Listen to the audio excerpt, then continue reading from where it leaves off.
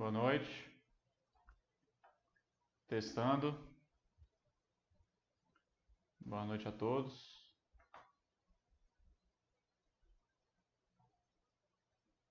Estamos iniciando mais um chat.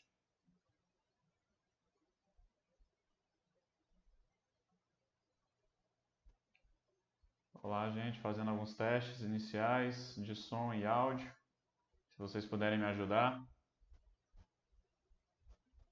Tive alguns probleminhas técnicos aqui, mas acho que já retornei. Era mais questão de conectividade mesmo.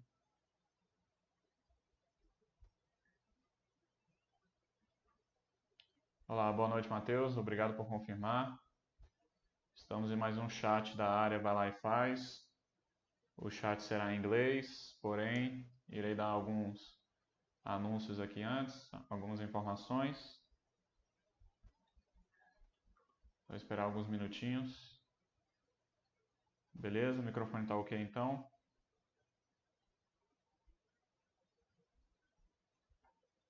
Só alguns minutinhos para o pessoal chegar, mas o tema de hoje, iremos conversar sobre a história desse cara aí, desse filme, e o que a gente pode aprender dele.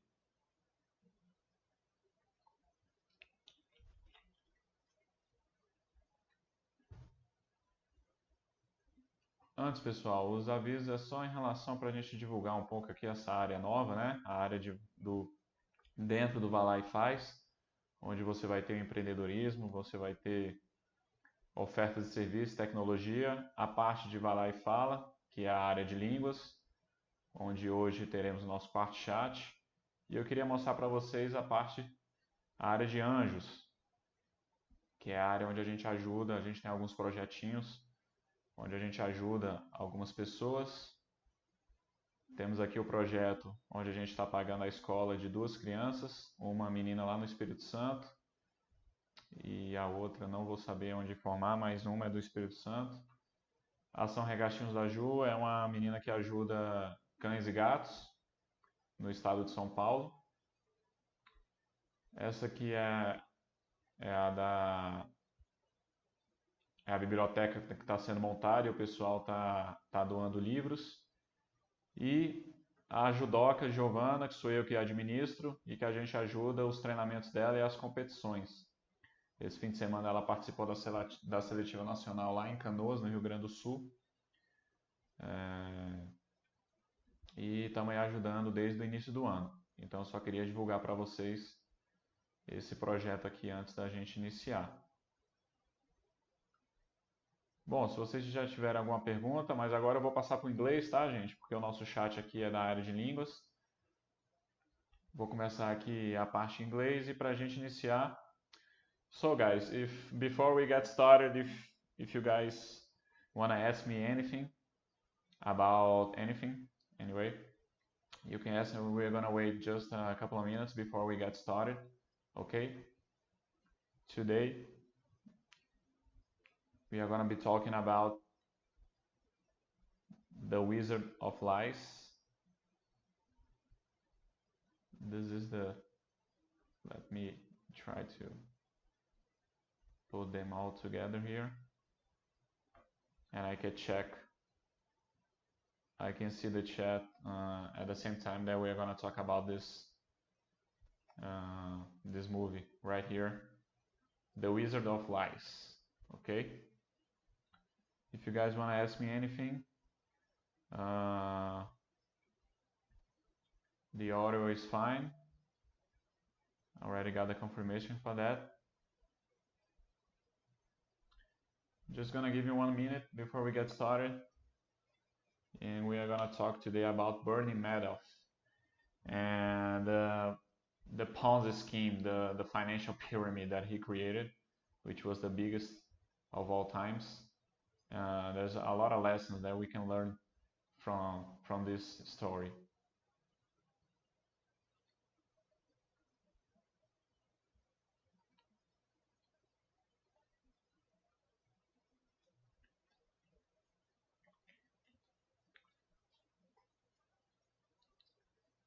So guys, The Wizard of Lies, okay? It's a movie Uh, the main the main actor the main actor is Robert De Niro, so no comments on that.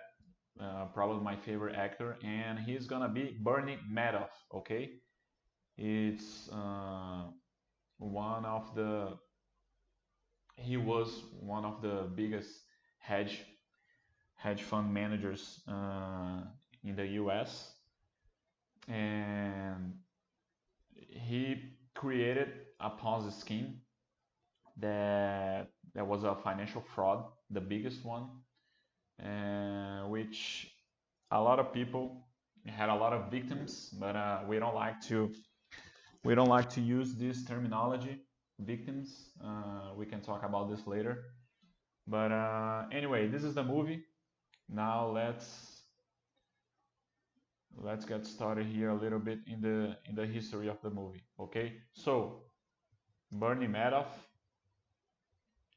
he had a company with his name. There was Bernie Madoff Investments Securities LLC, something like that.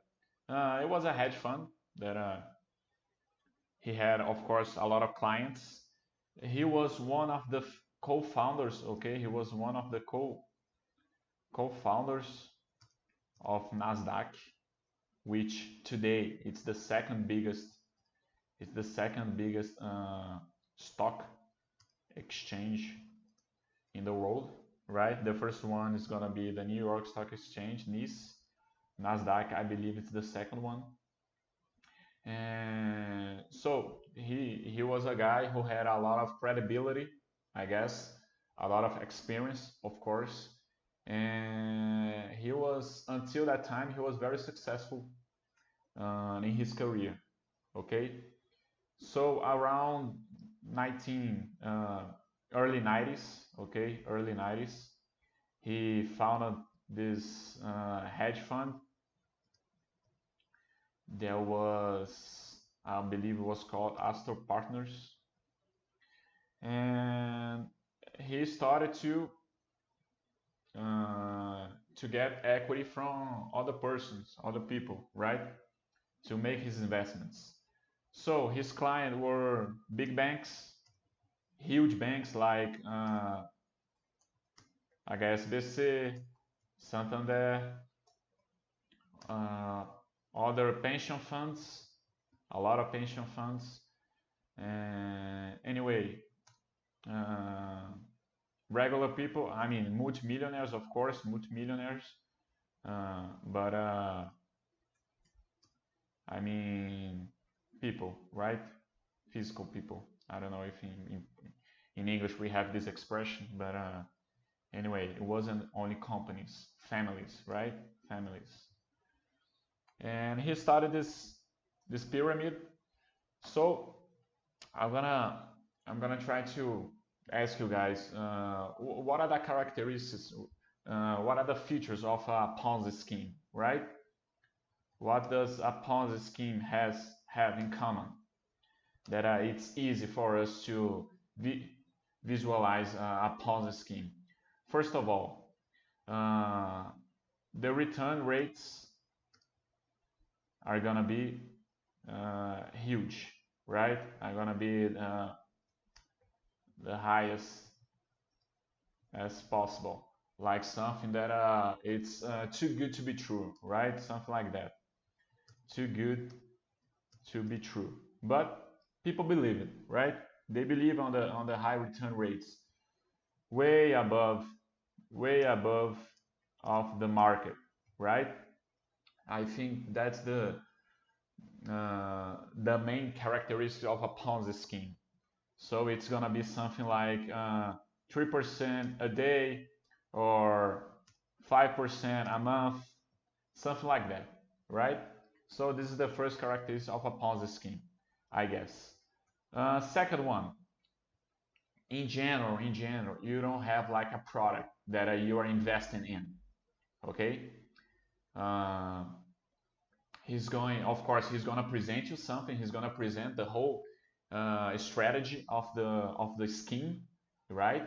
you're gonna see that maybe there is a product behind that you're investing, and it's gonna uh, be profitable in the future. But usually you don't have in general, you don't have a product, right? No products.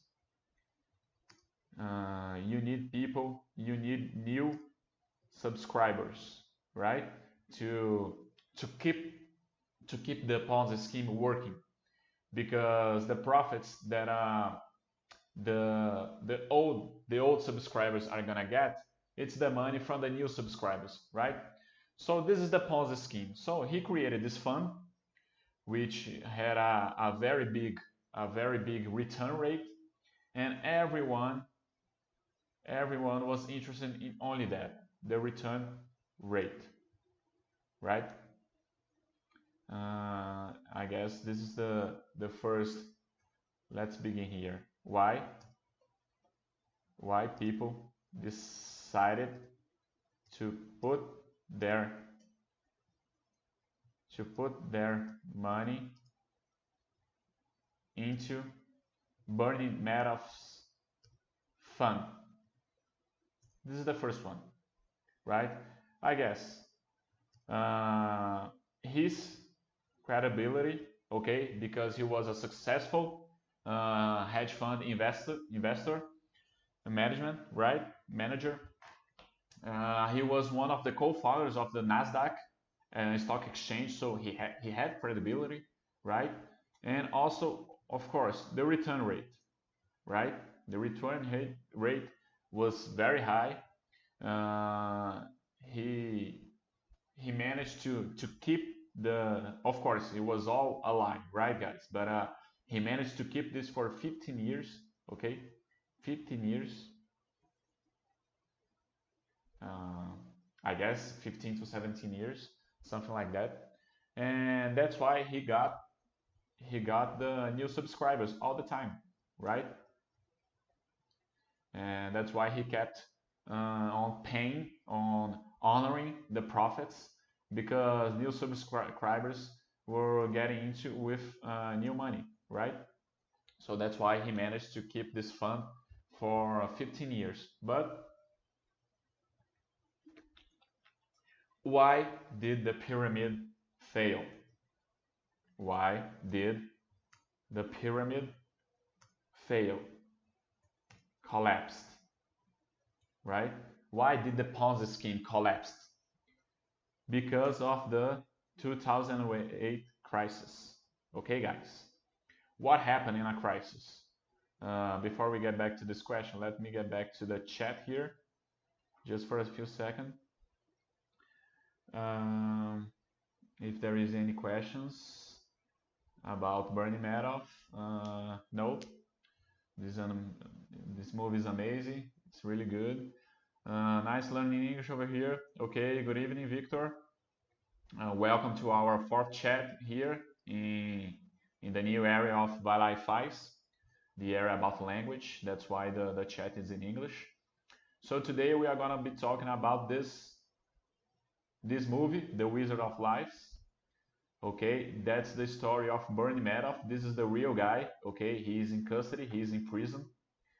We're gonna talk about this a little bit later. But in the movie, his role is played by Robert De Niro, and Michelle Pfeiffer is his wife in the movie. Okay, let's get back here. So why did the pyramid fail? Why did the pyramid collapse? Why did the Ponzi scheme that was going on for 15 years he collapsed? Because in 2008 you had the crash of the market, the 2008 crisis, the subprime crisis, right? You had the market crash. Was a very big one. And what do the people do in a crisis, guys? What do people do in a big crisis where the market start crashing, right? Let's put here market crash. Bear market, right? A big bear market. What happens? People start to cashing out. Of course, they start to collect their money. because they are afraid to lose their equity. So they start to collect to try to put in more a safer place, maybe in a savings account, or maybe uh, in the regular account, or maybe in the real estate market. Anyway, but people are going to collect their money. They are going to cash out, right? So the customers started to cash out, started to collect the money, collect the profits. And what happened when you have a pyramid, when you have a Ponzi scheme? There is no money because the money doesn't exist. The money that he's paying the old subscribers, the old clients, it's with new money. But there were the new money stopped to get in because the customers weren't getting in because there was a crisis, right? And the old clients started to cash in out. So he didn't have any money. And there was a day that he didn't have a choice but to tell about the whole scheme. Okay, so it's like the first scene of the movie, I guess, when he make a reunion with his sons who are at the board, at the administration board of the company, of the fund, and he tells about it everything, and he says everything was a lie. I was frauding, I was committing a fraud. All the documents, all the fiscal notes, everything related to this fund was all a lie, was all bullshit. It was all a scheme. I invented all of this. Okay, so all the accountability of this fund, they were all lies. There were no money. So since there were no money, the pyramid collapsed. All right, and everyone knew about it. So what happened when the pyramid collapsed? For example, you were a pension fund, okay? Let me put some of the victims here, okay? Some of the you have the HSBC Bank, you have the Santander Bank, also. Let's see something. There are the most famous one, but you have the Fairfield Greenwich Advisors. They lost something around 7.5 billion. Okay, HSBC was something around 1 billion. So guys, this money didn't exist. Okay, he just took the money and he spent it. Okay, for his wealth. He bought houses, he bought farms, he bought cars, he distributed dividends for his employees. Okay, he spent the money. The money didn't exist. Okay, no more. So in total, the fraud was about 65 billion. Okay, so that's why it's the biggest one in the world, in history, biggest in history.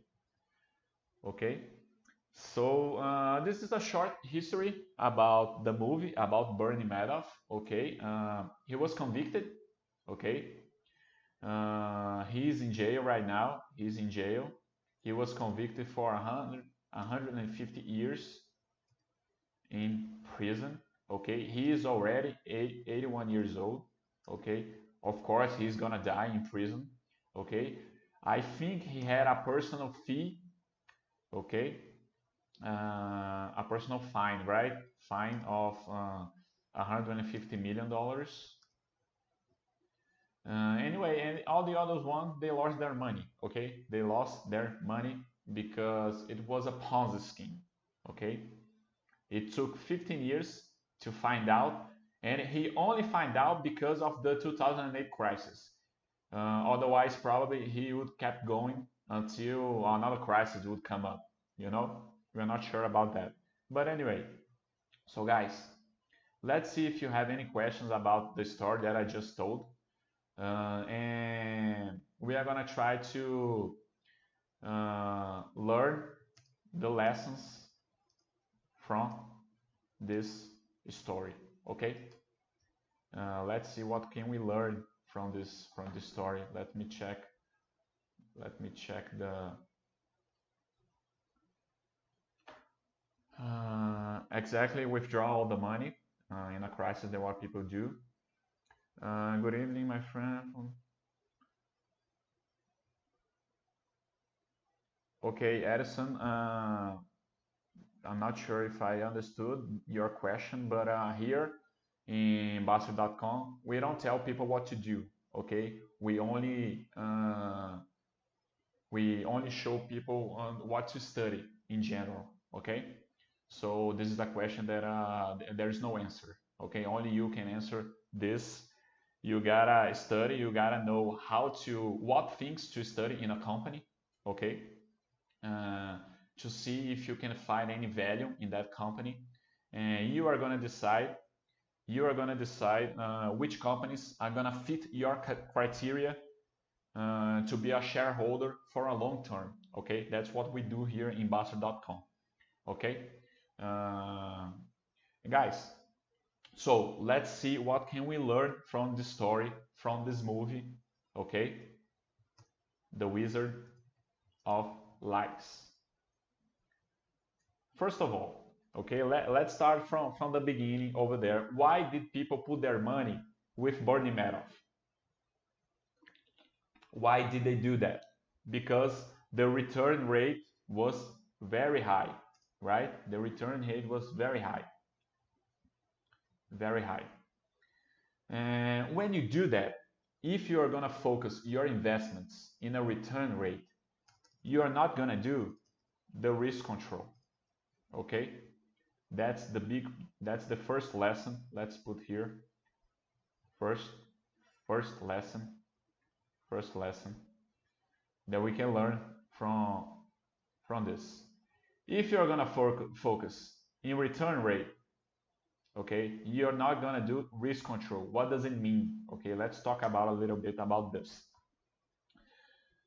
You don't know, okay? We don't know the future, right, guys? So it's impossible to predict a return rate of an investment. Okay, if you predict something like that, it's going to be a speculation. Okay, there is a small exception. Okay, that it's the prefixed rate from fixed incomes applications. Okay, it's one exception. Okay, here you know the return rate.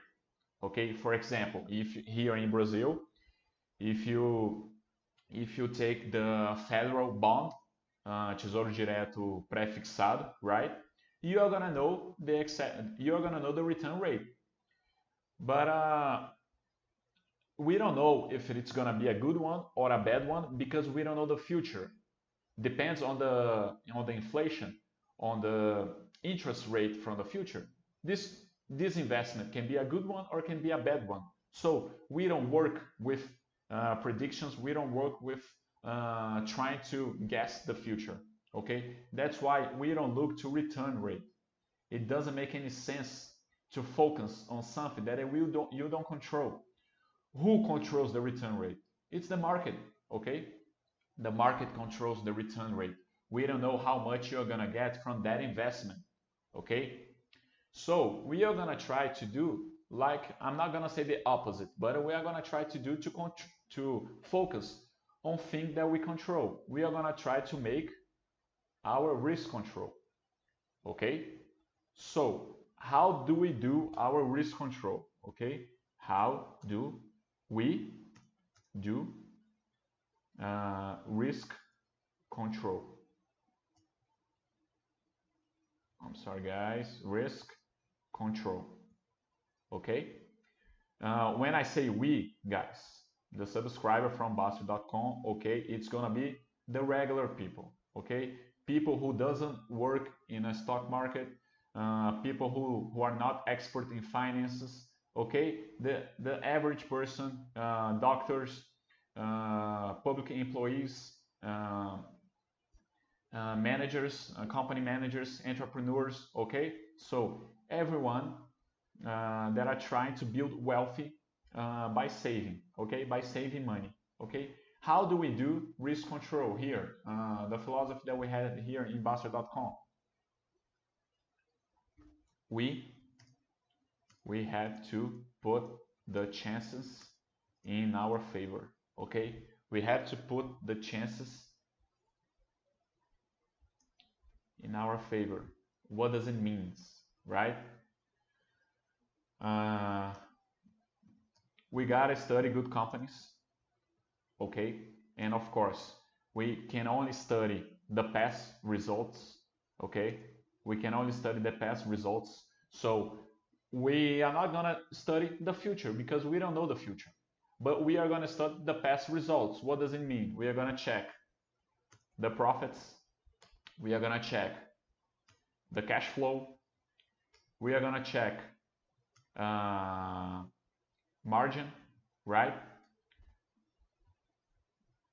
Profits here, let's put this way, the net income, okay guys? Cash flow, margin.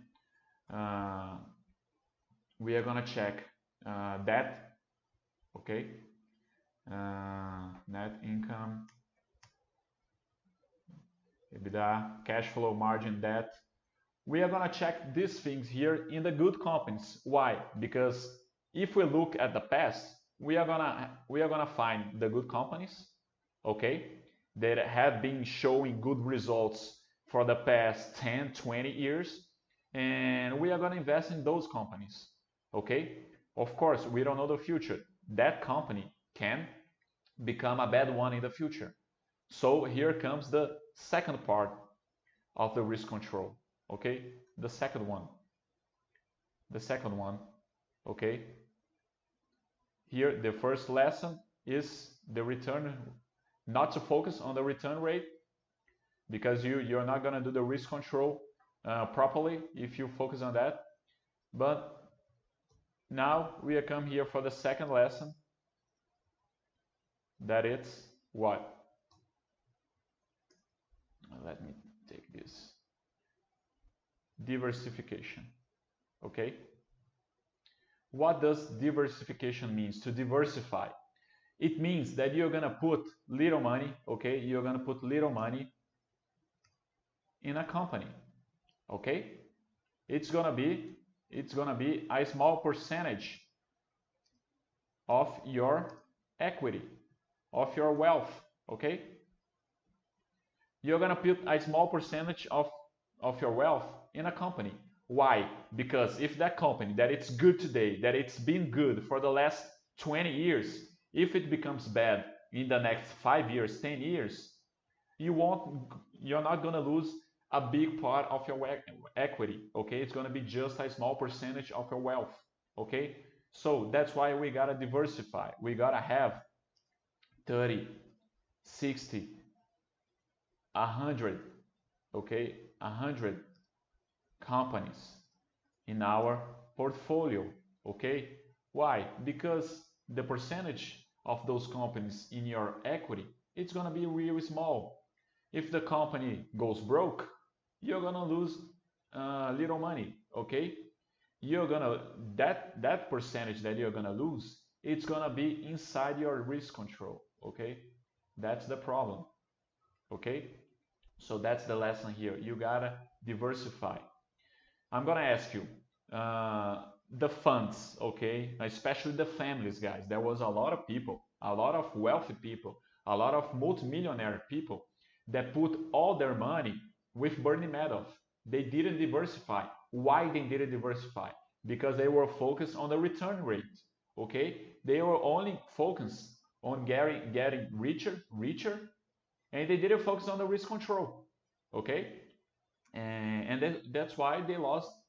It was a Ponzi scheme. Of course, they didn't know it was a Ponzi scheme, okay? But it doesn't matter because we don't know the future, okay?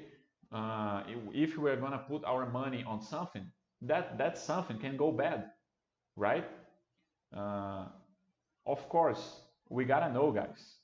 We gotta know that not all 100% of our investments are gonna be good. That's a lie, right? It's impossible to all, I'm sorry guys, not all of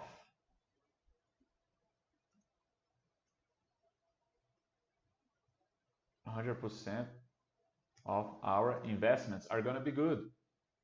Some companies are gonna go broke, are gonna go bad, right? Are gonna decrease their profits, but that's not a problem, because if a company go broke, if a company goes broke, okay, it's gonna be a small percentage of our wealth, and that's not a problem, okay? That's not a problem because 0.5% or 1%, it's inside our risk control, okay? It's different if you put 10% in a company, okay? It's very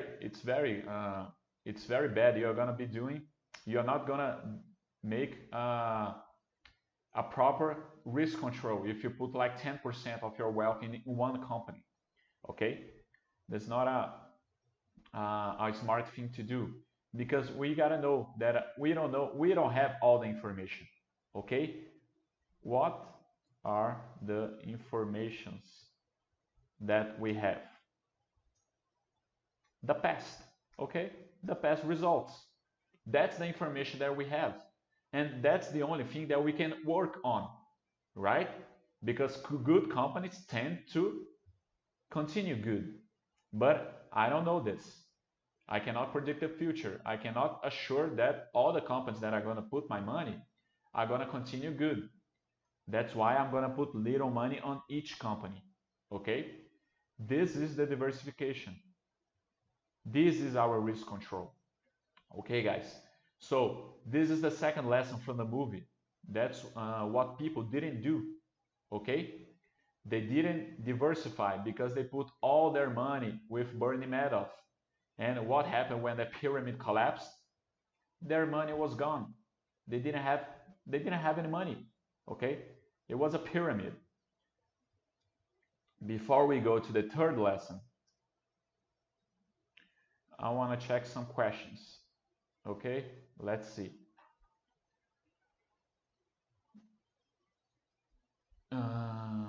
Just a second.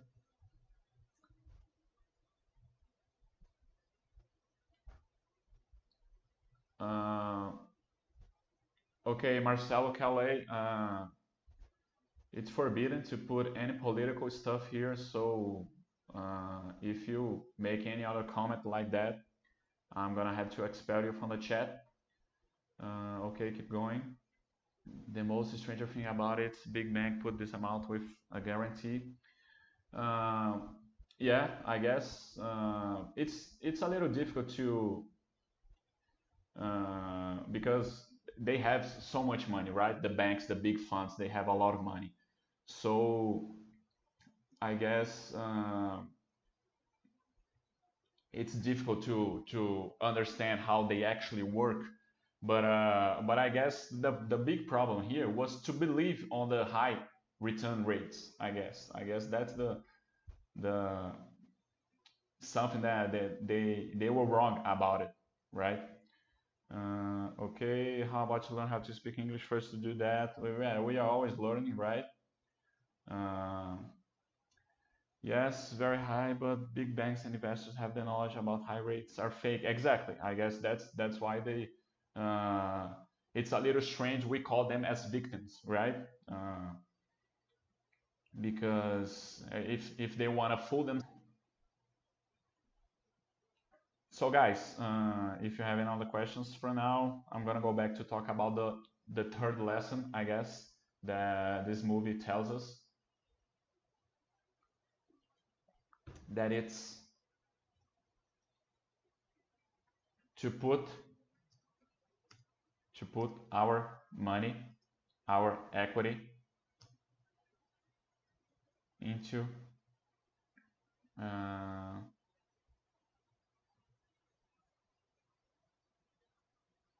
others administration, okay, or management. It's the same thing, okay.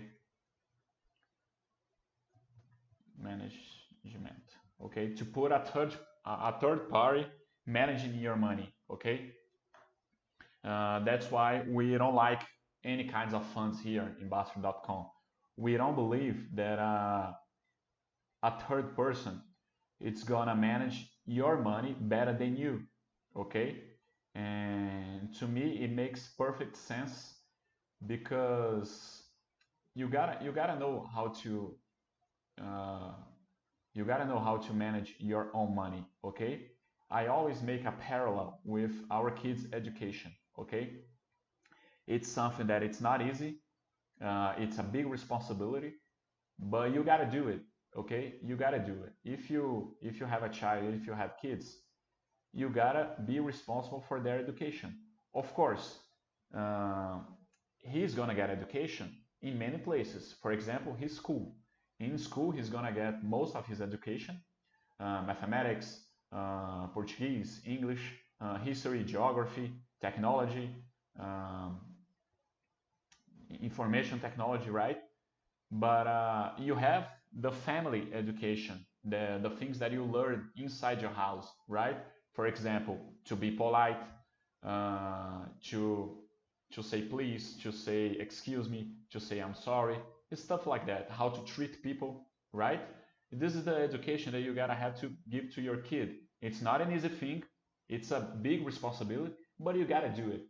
Okay? That's and I think it's the same idea with managing your own money. Okay? You gotta know how to manage your own money. Okay? I'm not saying that it's easy, that it's simple, but it's something that you gotta do. Okay? And here in Bastter.com, we try to make this the easiest way as possible. And today I think that it's really easy to do that. Okay, you gotta have discipline, but you gotta study. And when you learn how to uh, know to learn the philosophy of a long term that you're gonna make like a retirement plan, like investing in the good companies of the stock market, I think it's become pretty simple, becomes pretty easy. Okay, and no one is gonna manage this money better than you because the goals they are different. Okay, because you have your goals, okay, and the bank manager has his goals, okay. It's different, okay, it's completely different. I mean, bank managers or financial consultants, financial advisors, broker advisors, anyway, you gotta have the goals are different, okay. For example, let's try to put here uh, let me try to put here, what is your goal, okay. Long-term investments, okay. This is your first goal, okay.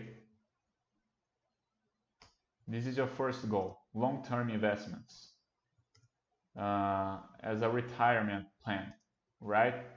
In Portuguese, we don't like to use this word retirement, but this is a topic for another chat, okay?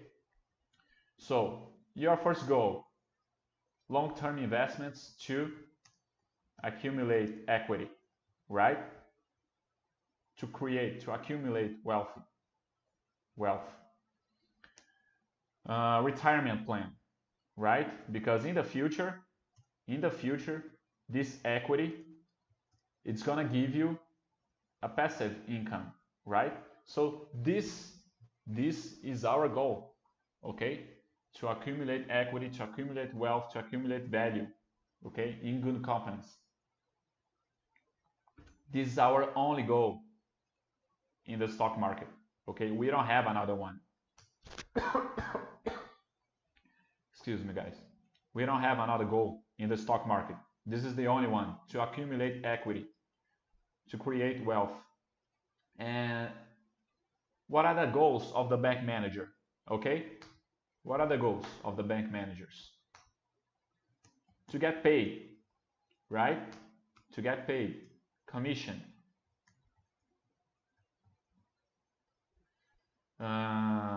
So, short-term goals.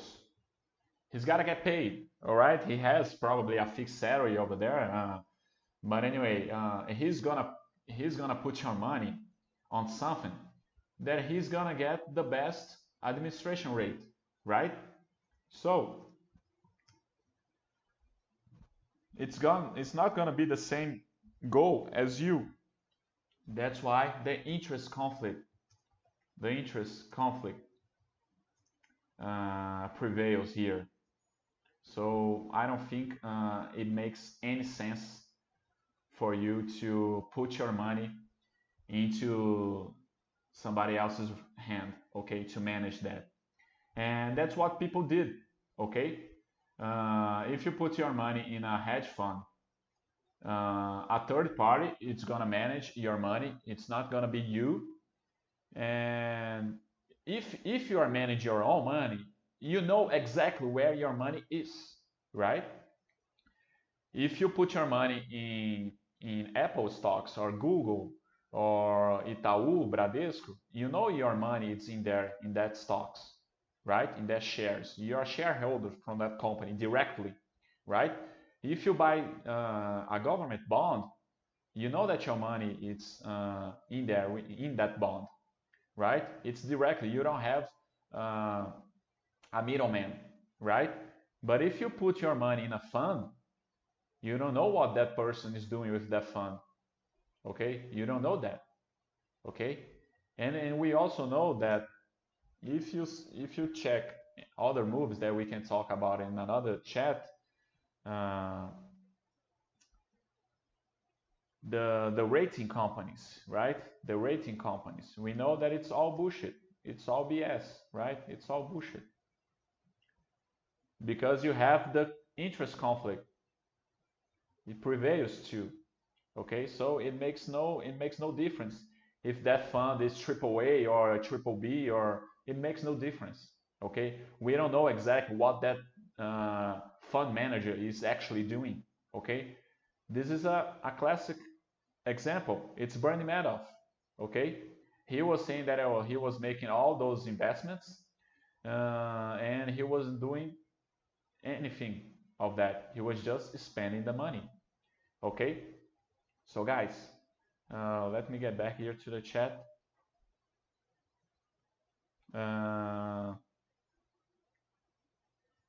So guys, this is the movie that we talked about, The Wizard of Lies.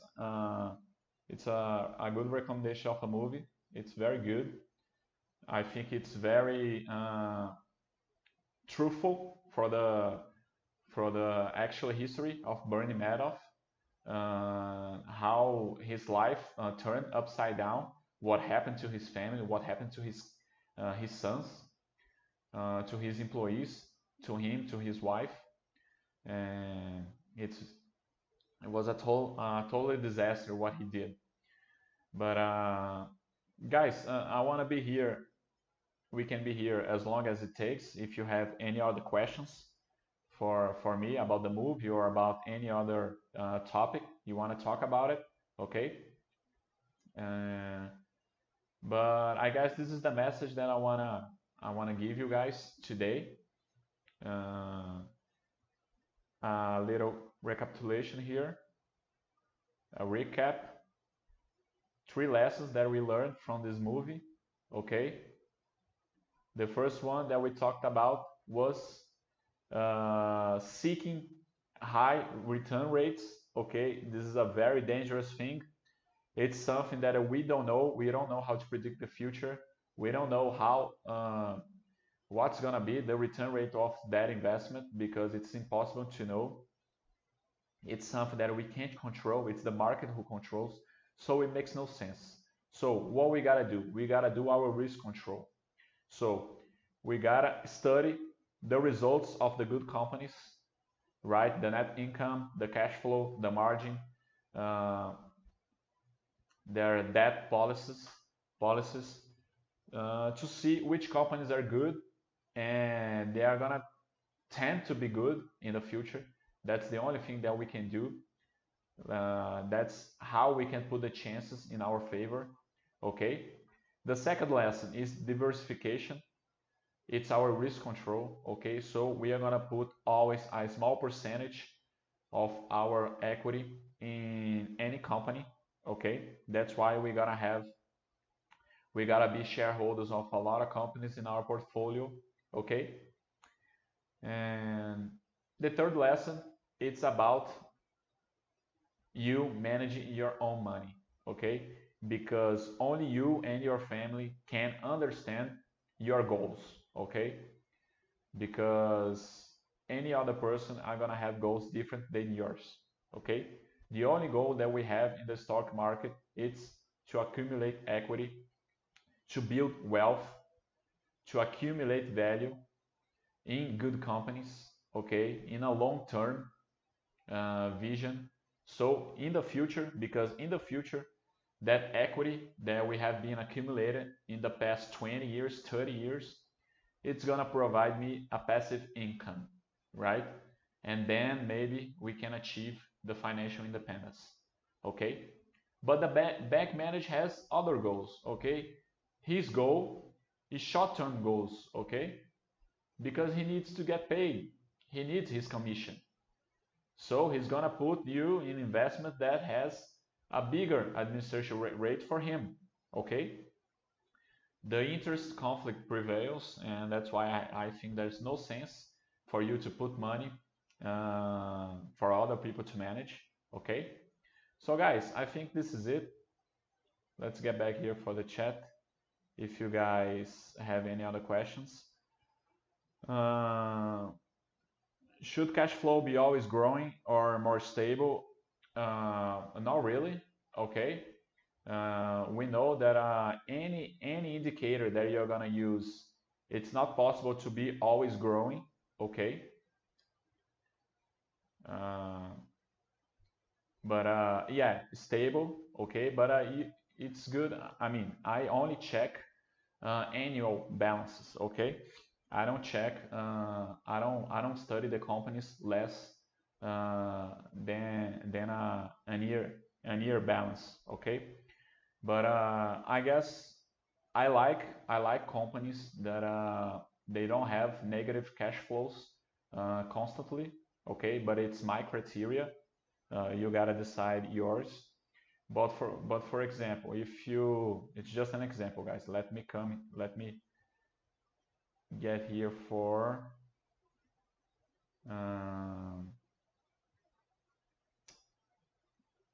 let's go to Localiza, I guess. It's just an example.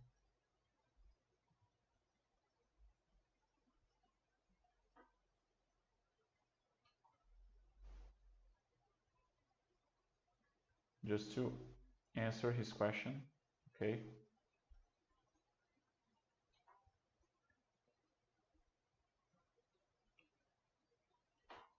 So guys, let me see if we can get a zoom here. Plus, plus, plus. So guys, this is the balance, this is the cash flow of Localiza, which is the biggest company of at the rental cars segment, okay, sector. And this is his cash flow, okay? Since 2015, he has a negative cash flow, okay? And the free cash flow capex, it's also negative for the past 5 years. I'm not gonna say this is a bad company, okay? I know this is a characteristics of this segment of this kind of company, but this is something that I don't like very much. I don't feel comfortable of becoming a shareholder of this company because of this. Okay, why? Because I follow the companies very little. Okay, and I only check annual balances. So I don't have much information, and I really don't want to. So I tend to search for companies that have let's put better numbers in their cash flow, okay? But I'm not gonna say that this company is a bad one, okay? This is a very nice graphic of incomes towards price, okay? But it's a sector that I'm not very comfortable with because of this cash flow, okay? So trying to answer your question, Victor, I think it's impossible to have a cash flow always growing, okay, but stable. It's a good thing. Of course, there's gonna be some flotations, okay, but you cannot make decisions based in only in the cash flow, okay. You gotta analyze all the other things. You gotta analyze the results, their net revenue, their net income, their debt policies, okay. Kyle is asking, high rates are always a trap? Let's try to answer this. Is high rates always a trap? A trap.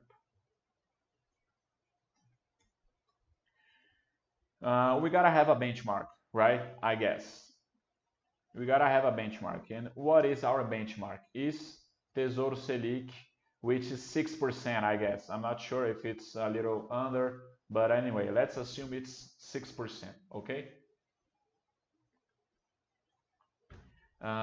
This is considered risk zero, right?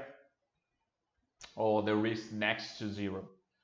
If you're gonna have something higher than 6%, you're gonna have it's gonna be something riskier, right? But the first thing, you see something that it's higher than 6%.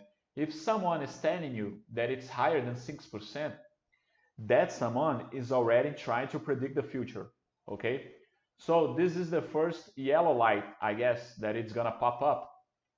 Because if he tells you that it's gonna be higher than 6%, you know that he's predicting the future, because you don't know how much it's gonna be. It's impossible to know the rate of any investments. What I do know that it's if you put your money in good companies, okay? If you put your money in good companies, probably you're gonna get much better rates than Tesouro Selic, right? How much? I don't know, okay? I don't know. So I like to say, to answer this, is high rates always a trap? I guess yes.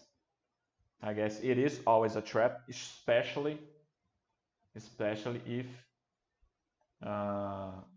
you're not doing this investment directly. It's someone else's, okay? Especially if you're putting your money in a fund or in a scheme that someone is managing, okay?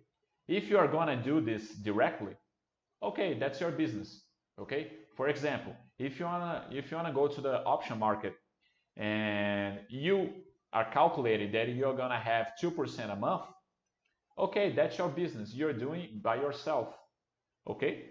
It can work. Yeah, it can work, okay? But if you're giving your money to another person that he is gonna do operations, and he's saying that he's gonna give you 2% in a month, okay, it's a trap. Okay, for me, it's a trap. Anyway, I'm not sure if you understood what I said, but that's what I think about it, about the high rates, okay?